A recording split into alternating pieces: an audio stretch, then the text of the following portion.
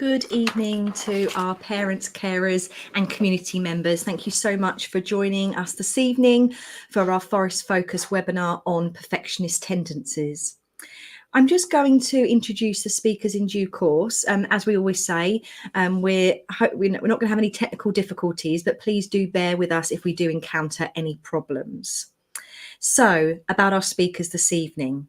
Amanda Gale, who some of you may well know, is our Place to Be project manager at Forest and oversees a whole school service supporting counsellors to deliver therapeutic support to pupils and providing a range of interventions, including one-to-one counselling and group work, supporting teachers, parents and carers and the school as a whole. And I know I've said it in a previous webinar, but we feel very privileged to have Amanda as part of our pastoral and safeguarding team at Forest.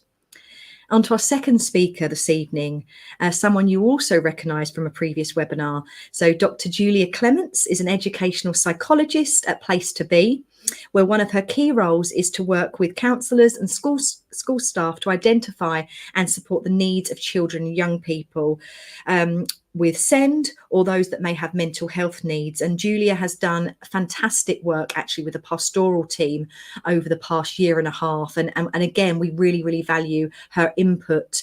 And I feel so privileged to be amongst such wonderful leaders in mental health and in counselling.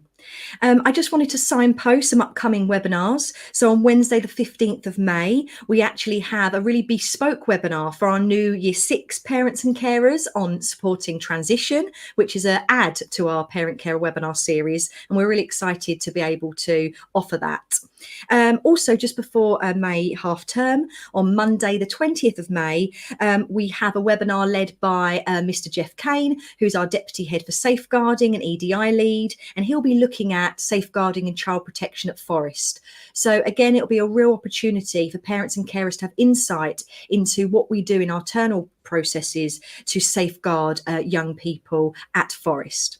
So without further ado, I want to start our webinar this evening on perfectionist tendencies. We're inviting Dr. Julia Clements. Thank you so much. Thank you, Tash. Just before we start, Tash, can you remind me, can I forward the slides? I'm just having a go here and it doesn't look as if I can. Tash, I wonder if you can forward the slides for me. I'll just have a try for you. I can't seem to. It's the same version you uploaded before. Yes. So I can't seem to forward it. I only think you did differently before. No, can't think what that would be. Good way to start a webinar on perfectionism, though. I think this is, yeah. Yeah, it is. Don't be afraid just to, if I remove it and maybe you upload again. Okay, so if I, go to present again. I know our viewers watching are very patient anyway. Shall I go to share screen or slides? I think it's always best to go to slides if we give that a go. Yes. Okay, it looks like here. Let's see if I can move those on. Ah, yes, I should be able to move this one on because the little arrows. There we go. Perfect. Thanks, Tash. Okay, so welcome everyone, and we're going to spend the next 20 minutes or so thinking a bit more depth about how we can understand and support your child, especially if your child or your children tend to have perfectionist tendencies. So what we're going to be doing in the session is think about what we mean by perfectionism and how it can impact on the mental health and well-being of your child. We'll talk through how you might recognise perfectionist tendencies, and we'll have a focus on how you can actually support your child's mental health and well-being, some practical things that you can take away from the session and start to implement this evening. So, what do we think perfectionism is? So, perfectionism is the drive to appear, to feel, and to be perfect. Now, society generally views perfectionism as a positive attribute, but actually it can have negative effects on our well-being. Because a perfectionist, somebody who has very strong perfectionism traits, has excessively high personal standards and overly critical self-evaluations.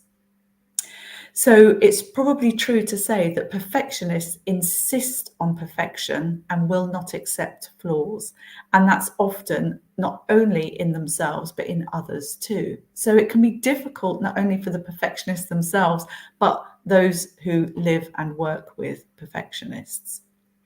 Because this insistence on things being perfect can lead to criticism, both of the self and of others, and a drive to control situations and to control people. But what I want to make clear is that perfectionism is very distinct and different from wanting to do well. It's very different from wanting to achieve your best or wanting to encourage your children to do their best and to strive for excellence. And on the next slide, actually, I'm going to, I've sort of made a slide after I've made a table. So it's really important that we think about excellence, and there's nothing wrong with striving for excellence, wanting your child to do well, and for your children themselves to want to do well. But that's very different from wanting to be perfect. Excellence does not require perfection. Because this table that I referred to, on the left-hand side, you can see there, here are some of the traits that are associated with perfectionism. And on the right-hand side in green, here are some of the traits that are associated with excellence, with doing things as well as you can.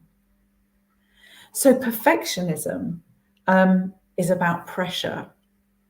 If you're a perfectionist or have perfectionist tendencies, you often experience a very large amount of pressure, both on yourself to be perfect and on others, indeed, to be perfect. Whereas if you are doing something really well or to the best of your abilities, then it can feel more like flow, it can feel more fluid. Perfectionism often has a very strong element of control. So if your child is a perfectionist, they'll often can present as very controlling, both of themselves, perhaps things that are going on in the household, and maybe of you as well. But if you're striving for excellence or just doing things very well, it allows for some spontaneity. It allows for working with what comes up. Perfectionism is about having to be right, so it can lead to very black and white thinking. Whereas excellence, doing things as well as you can, you're a bit more likely to be open to being wrong, to say, oh, it's not quite worked out as I was expecting that to, and being a bit more flexible around that. If your child has very strong perfectionist tendencies, it may be that you see them exhibiting signs of anger and frustration. Whereas if you're doing things well, if you're doing things in an excellent way, you're often quite confident about what you're doing. Again, perfectionism can get you very stuck because you can be very rigid about things having to be perfect. Whereas excellence or doing things well can be very fluid. You can more likely to go with the flow. And ultimately, perfectionism can result in your child feeling very fearful and doubting themselves. Whereas if you're striving for excellence, you'll often be curious and open-minded, and so on. So I think that was important to start there, to say, I'm not saying that you shouldn't encourage your children to do well or to try their best or indeed to strive for excellence, but that is very different from perfectionism. So I hope that table is useful to sort of clarify the distinction. Because perfectionism can have a negative impact on your mental health, whereas there's no evidence that doing well, striving for excellence has a negative impact on your mental health. In fact, it can boost your mental health and self-esteem. But if we get trapped into perfectionism and let our perfectionist tendencies take over, that can take its toll. And it can result in things like experiencing general level of distress. So perfectionists may experience kind of like a chronic worry, doubt, and emotional distress. So that's not that, we all experience worry. We have peaks and troughs of worry throughout the day, the week, the month of the year. But if you're a perfectionist, you have this underlying sort of horrible chronic sense of things not being quite right. You will worry about things, you will doubt yourself and sometimes others, and it will cause some emotional distress. Again, with anxiety, it ebbs and flows. But in perfectionism, you often have really unrealistic standards and excessive self-criticism, and that constant pressure can result in clinical levels of anxiety.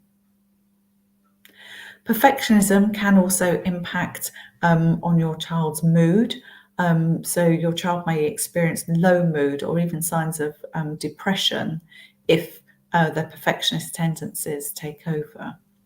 And that's really driven by that fear of inadequacy and the need to prove yourself.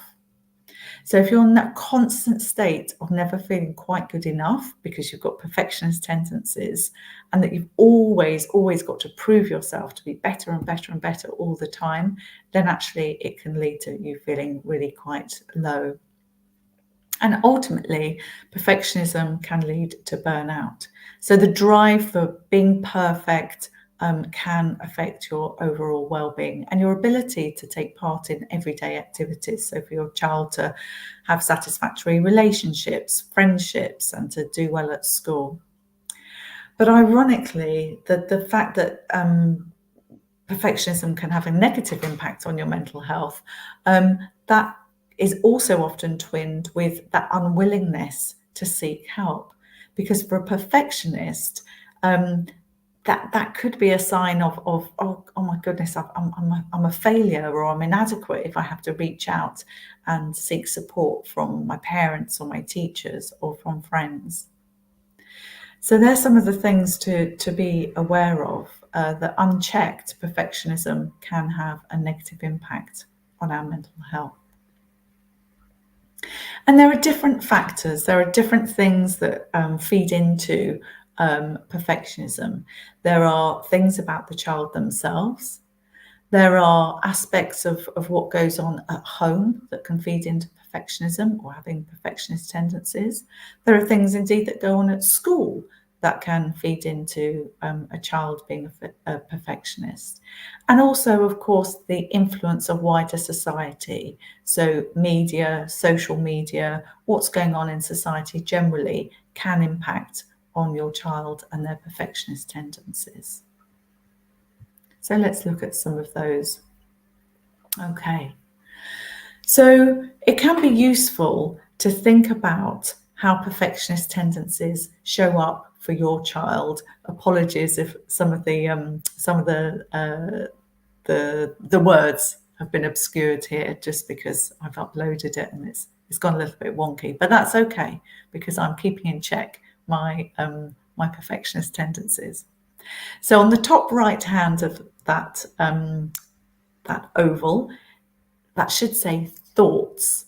Okay, so if your child is a perfectionist or has high perfectionist tendencies, they may have certain thoughts that are very critical, that involve things like letting themselves down, letting you as parents or carers down, letting the school down, feeling like stupid, not good enough. They're the sorts of thoughts that might show up for your child.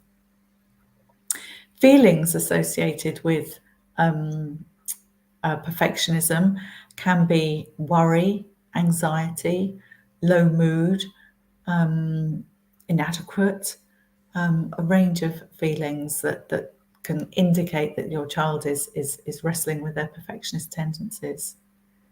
And bodily responses as well. The body responds to how we think and how we feel. So it might be that your child's sleep pattern is interrupted. It might be that they experience things like having a racing heart. It might be that they feel very sweaty. The body will respond according to how we think and how we feel. And of course, our behaviour changes accordingly. So it might be that your child's spending way too long studying, for example, or rehearsing or practicing.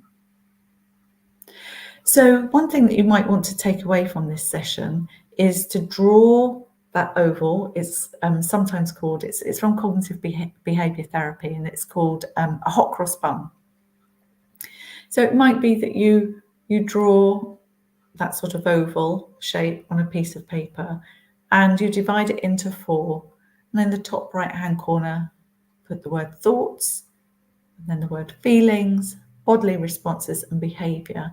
And it might be an exercise that you do either now, you might want to jot down some ideas, or you might actually want to talk to your young person about what goes on for them, what's some of the thoughts that they're having, what's some of the feelings that they're having, what's going on for them in their body, and how are they behaving, especially when they feel very anxious, for example, around a performance, because that's often where perfectionist tendencies turn up, in readiness for exam season, for example, or when they're about to have a piano exam or a performance. So here's an example of how perfectionism might show up in one young person's thoughts, feelings, bodily responses, and in terms of their behaviour. So thoughts might be something like, if I don't come first, I'm such a loser. So if your child's very sporty, there's nothing wrong with them being competitive and wanting to do their best and training for a sports event. However, if they're having thoughts like, if I don't come first, I'm such a loser, that's when it's tipping into a kind of perfectionism type tendency. And not only, if you remember earlier when I showed you some of the characteristics of perfectionism, not only is that those thoughts going to be very self-critical, but there's a belief that parents, teachers, and others important adults in their lives will also be very critical of them. So my parents or teachers will be so disappointed in me if I don't ace this. So again, rather than thinking that my parents will be proud, my teachers will be delighted for me for even taking part, there's that kind of negative connotation that unless they ace it, there's going to be disappointment. Unless I come first, I believe I'm such a loser. In terms of feelings, they're likely, if you're having those sorts of thoughts, you're likely to be feeling worried, frightened, unsure, scared, nervous, and so on. And it could be that in terms of the body, you end up sweating, having headaches. So things like tension headaches, tummy aches, feeling nauseous, having a racing heart, and so on, could be a sign that your child is very anxious because they're having these perfectionist thoughts. And in terms of behaviour, it might be that your child's spending way too long studying or rehearsing or going to bed way too late because they feel unless something is absolutely perfect, then they have to keep going at it rather than saying, that's enough now. I've studied enough. I've rehearsed enough. I've gone through this piece of work enough. And these are some of the common thinking traps that are related to perfectionism, and you might recognize these either in yourself or in your child or children. So when we have perfectionist tendencies, we can fall into the trap of all or nothing thinking. And this is where you view a situation in 2 categories rather than on a continuum. So that's where you might think or say, if I don't get 100% in my music exam, I'm a total failure. Rather than thinking, well, I might not get 100%, but I hope I do really well. Maybe between 60 and 70% is what I can aim for. Another common thinking trap is what are called dustbin labels. So that's where you apply a really negative label to yourself in a blanket way. So be aware if your child describes themselves as, I'm an idiot, I'm stupid, I'm hopeless, because it's they're not hopeless. That's a very blanket term to describe themselves. It might have been that they had a blip. Say, for example, they may not have done as well as they wanted to in a test, but it doesn't mean to say that they're hopeless. So that's a very negative way of rubbishing their whole self just because of one small bit of feedback that they didn't their perfectionist tendencies didn't allow them to take on board in the right way. Another common thinking trap is snowballing. And this is where, again, a single event kind of gets bigger and bigger and bigger, and it quickly develops into a whole pattern of defeat. So, for example, not coming top in one maths test might result in a young person thinking, I can't do maths at all, I'm totally stupid, I'm going to fail all my GCSEs and I won't get into sixth form. So you can see how just not doing great in one particular maths test or not coming top has kind of snowballed their thinking into something much bigger than the original event. And also things like watch out for your children if they fall into the trap of being the fortune teller. So that's where you're convinced that you can predict what's going to happen in a particular situation. So an example here might be something like, if I fluff my line, I'll never get picked in a school production ever again. Well, your child doesn't actually know that. It's like they're sitting there with a crystal ball. That might not be the truth at all, but it's a sign that they've fallen into quite a common thinking trap. So here's a quotation from the NSPCC, and they were asking children and young people about, well, you know, around exam time in particular, what's it like for you? What you know, how do your parents and school support? And one young person said, the pressure from school and my parents about exams is pushing me over the edge. I'm so stressed, I'm crying at every little thing and haven't been sleeping. I wish someone would ask me if I need help. I'm not okay.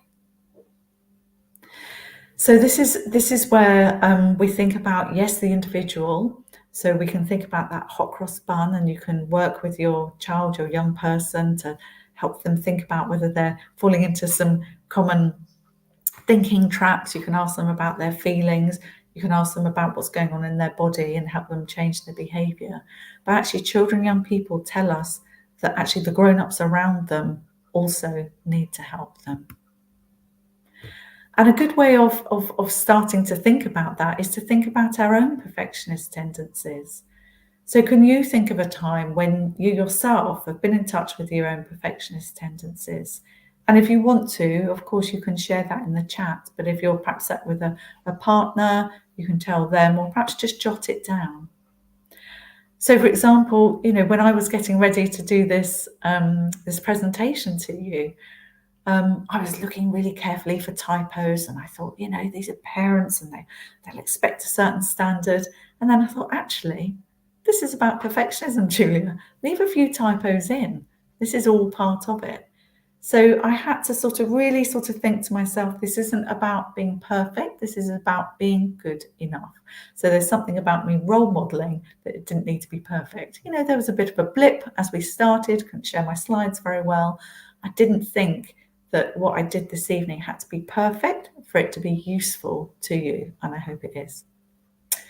So it's really important that we're in touch with our own perfectionist tendencies, because our children learn from their parents and they learn from their teachers about perfectionism, not from what we tell them to do, but how we ourselves cope when things aren't quite going the way we want them to. So this is how you can help. Be a good role model. So acknowledge when you make a mistake. Mistakes are okay. Or when things are not as perfect as you wanted them to be. And role model what can be done to get back on track rather than feeling overwhelmed.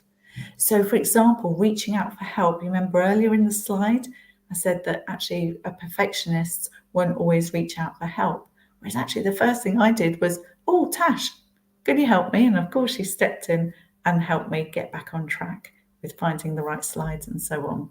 So make sure that you do that for the children as well, for your children. Talk about, oh gosh, right, that cake's not quite as, it's not quite come out as I wanted to. I know what, I'll just slice off the burnt bit, put together some buttercream. There we go. It's not perfect, but it's good enough. We can all still enjoy the cake. So that's what I mean by role modeling, really kind of showing out loud, verbalize what's going on for you in your mind, and verbalize that you can get things back on track. It's okay, no biggie. And talk about things being good enough and how things don't need to be perfect. So again, with that cake example, you say, there we go, that's good enough. We can enjoy that after our tea, or we can enjoy that for a birthday treat. That's fine, it doesn't need to be perfect. And certainly you can be a good role model if you set realistic expectations and standards, both for yourself and for others. And again, that kind of do activities just for fun, with no focus on whether you sort of achieved something really wonderful or whether you've failed. You're just doing something because it's fun and you're enjoying things together. So I just put in a picture there of, washing the family pet. I mean, there's going to be mess, it's going to be a little bit chaotic. You're not trying to do it perfectly, but it can be quite fun just to do things together without that focus. And especially around exam and test time, it might be that you up those sorts of activities. Certainly it's important to connect with your child, check in regularly with them, and ask them how they feel. Listen to them and validate and normalize difficult and painful feelings. We don't always listen and validate. We'll often, as parents, try to make everything okay, or be a little bit dismissive, or say, that's okay, you don't need to worry about that. Actually, if your child's worried about something, give it some airtime, give that time to listen to your child. And do talk to your child about the difference between wanting to do well, which is fine, in fact, you'll probably encourage it, and seeking perfection, which may actually get in the way of them doing well. You can also communicate your values as well. So remind them it's okay not to be perfect, and in fact, you don't expect it of them. So for example, saying that out loud might sound something like, I don't expect you to be perfect, just expect you to give things a go. Praise and encourage effort rather than outcome. Again, it might sound something like, I'm amazed at how you kept going through all that revision, well done. And in fact, some families, certainly some families that I've worked with, actually do things like have a celebration before exam and test results come out. So what they're doing there is celebrating how hard the child worked, how they put the time and effort in even when they didn't feel like it, and so on. So again, that's where you encourage that effort rather than outcome. And create a safe environment where mistakes are genuinely seen as opportunities for growth. So literally you could label it as, that's okay, whatever's happened, that's okay. All our mistakes teach us something useful. I once read a book, and I can't quite remember who it was by, but they were talking about the importance of seeing your child as having almost like an L plate. When you're teaching your child to drive, of course, they have L plates on their cars. But in fact, in life in general, whether it's through their relationships or thinking about their own development or how well they're doing at school or in sports or musical achievements, your child wears an L plate. They're still learning how to. And when we've got L plates, just like when we're learning to drive, we'll make mistakes. And you have to make mistakes. That's how you learn. That's how you get better at something. So the other thing I wanted to say is be careful about how you talk about the achievements of others in the family and beyond. And obviously be very careful about comparing your child with siblings or cousins or other family members. And it's really important to encourage self-compassion.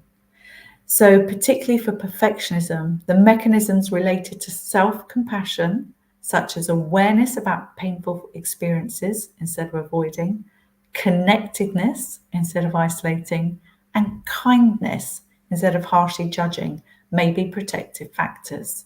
So that's what we're going to look at next. Oh, this has gone really wonky, but that's okay. So instead of feeling disconnected from difficult emotions, wanting to push away that feeling of what if I fail and I'm an idiot and this is too much for me. Actually, encourage your child to be more mindful. I'm aware that I'm feeling tense and worried about my exam, for example, and that's okay. Rather than feeling isolated, self-compassion encourages us to be connected, to connect with what we're really thinking and feeling, and also connect to other people. And again, self-compassion, rather than engaging in critical self-judgment, encourages self-kindness. So how do we translate that into normal everyday life? Some practical things you can try, either for yourself, if you're a bit of a perfectionist yourself, or your child is. Practice talking to yourself very differently. There's no way you would tell a good friend, you're such an idiot, you're such a loser. But we often are very harsh and self-critical in terms of the thoughts that we allow to run through our head. So remind yourself, I need to talk to myself as I would a really good friend. You might even write yourself a compassionate letter. That can be very, very powerful. Starting a letter, for me, dear Julia, you're really finding it hard too. I can see that, being really compassionate and kind to yourself in the letter. You might want to find some compassionate quotations online or in poetry. Keep them on your phone. Go back to them. And you might want to use a self-compassion journal, just writing down something kind about yourself, especially at the end of a very busy day. We often think about all the things we haven't done, all the things we messed up on, all the things that we should be doing tomorrow. At the end of the day, sometimes it's good to think about all the wonderful things you've said, you've done, maybe you've achieved, but think about your interactions with others and so on. And encourage self-care, again, in yourself and others, because children will look to you, as well as their teachers, for how we treat ourselves and how we look after ourselves.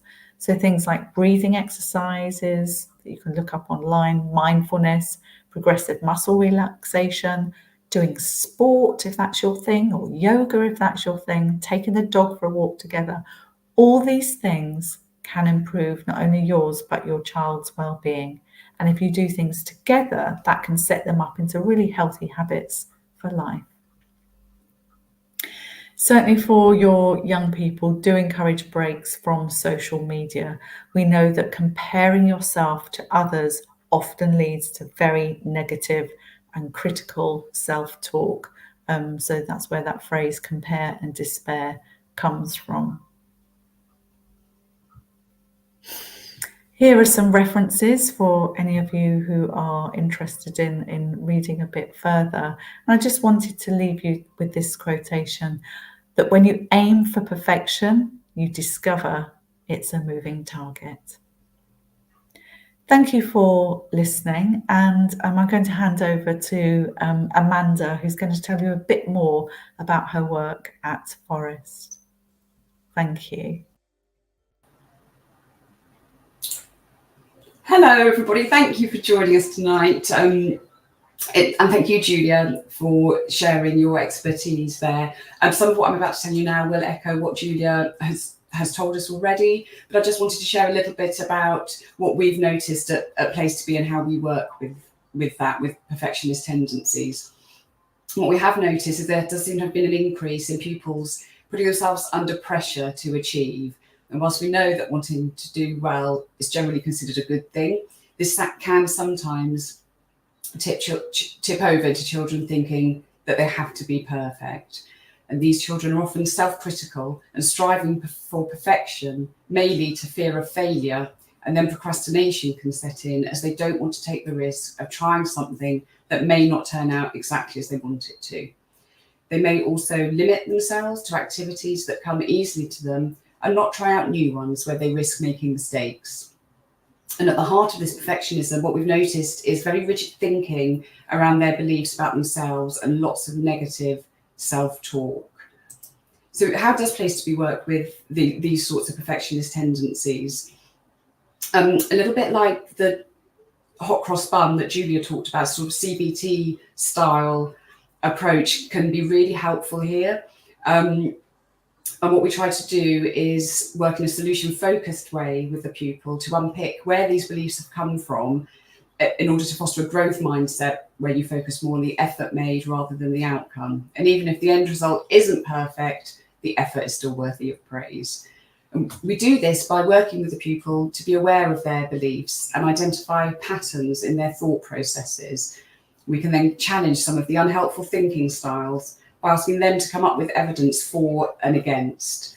So for something like, I always do badly in my tests, no matter how hard I revise, we'll look at that and we'll look for hard evidence that it's true. And of course it rarely is, and that there will be evidence that stacks up to challenge that view. What we realise is when you allow yourself to make mistakes and you can learn from them, it's almost like rewiring the brain and reducing the catastrophising and the all or nothing thinking. And you realise that actually the world won't end if you make a mistake. And we also work on turning down the volume of that negative internal voice. We all have one, and turning up the volume, boosting the positive one. And this really does take practice. We work on accepting that while the result may not be perfect, it is good enough. How parents can help. Julie gave some brilliant tips and hints there. And I just want to remind you that perfectionism in itself, it's not a mental health condition. It is a personality trait. Sometimes it does tip into being concerning around mental health if there is anxiety and depression, as Julia mentioned before. But for the most part, you may wish to speak to your form tutors, your heads of house, the normal avenues of support you would normally use when you want to talk about your children in school. And in helping your child to set realistic and achievable goals, you might want to help them break them down into smaller and more manageable chunks. So when you tick off one task at a time, that can lead to a feeling of accomplishment and be a little bit less overwhelming. Be a good role model. Julia mentioned that as well, about thinking about how you talk about achievement in your family. Be careful about how you talk about your own mistakes, especially if you have a tendency to be hard on yourself. Because if you frame your mistakes or your failures as not too much of a big deal, your child may well follow suit. And comparing other siblings, and also think about like friends and even maybe yourself when you were younger. Sometimes children can find it really hard to live up to those expectations of the people that they admire the most. In terms of what to look out for, compulsive behaviours where your child is really having to do things, repetitive behaviours to keep themselves safe and to keep themselves feeling okay, and unrealistically high expectations for themselves or for others, and also being easily frustrated by mistakes, so much so that they just want to abandon the whole project or the whole piece of work and start again. And also thinking about self-care for your children. Think about what works for them, because sometimes what works for us, they wouldn't want to do, and vice versa. So for them, half an hour on a computer game might be really relaxing and a time for them to decompress. So have a real discussion with them about the things that work for them. I'm going to say goodbye now. Thank you so much for joining us. But I will say just before I go, if anyone wants to talk about any of the things we've raised tonight, anything about perfectionist tendencies, with me, there's my email address there. Please do feel free to get into contact. I'm always happy to talk about your children with you. So many thanks, and I hope you all have a very pleasant evening.